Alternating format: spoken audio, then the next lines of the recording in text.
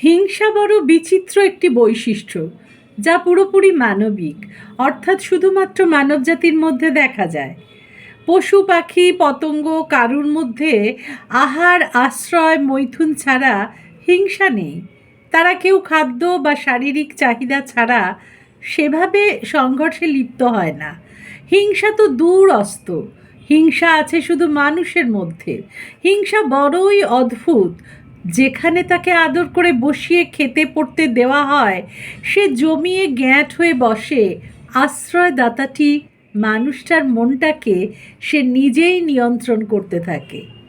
সে কোনো কারণ মানে না, যুক্তি শোনে না, বয়স যোগ্যতা গুণ মেধা কোনো কিছুকেই ধর্তব্যের মধ্যে আনে না, অন্যকে অপমানে পাপ বোধ আনে না। হিংসাবশত কারুর সম্পর্কে জলজান্ত মিথ্যা ভাষণেও গলা কাঁপতে দেয় না। ধীরে ধীরে হিংসার দোর্দণ্ড প্রতাপ শাসন আশ্রয়দাতা মানুষটিকে করে তোলে চরম আমি সর্বস্ব, অসুয়া পরবশ ও পরশ্রী কাতর। দিনের শেষে আয়নার সামনে দাঁড়াতে তাই তার বুক কাঁপে না। হিংসা আসলে ইলাস্টিকের মতো। মনের মধ্যে আপনি তাকে যত পুষবেন তত সে দীর্ঘ হতে থাকবে। দীর্ঘ থেকে দীর্ঘতর হতে হতে একসময় কখন যে সেই হিংসারূপী ছায়া আপনার কায়াকেই গ্রাস করে ফেলবে, আপনি বুঝতেও পারবেন না। তখন আপনি তার দ্বারা চালিত হবেন। সময় থাকতে তাই তাকে রাশে আনা দরকার।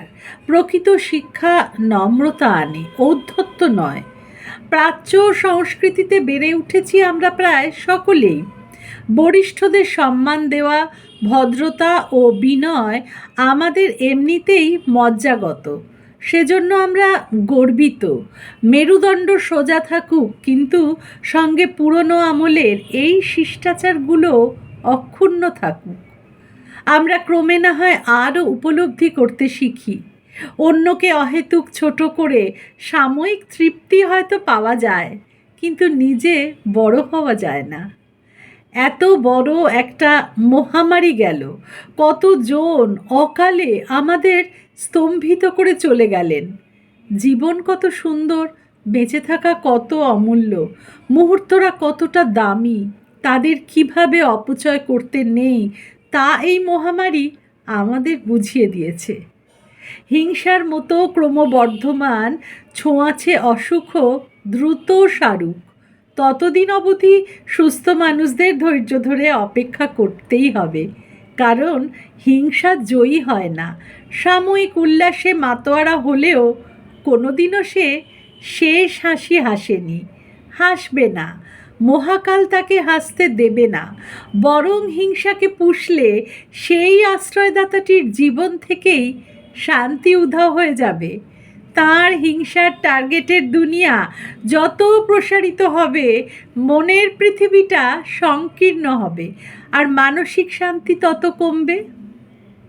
কলমে দেবারতী মুখোপাধ্যায়, কণ্ঠে রুনা।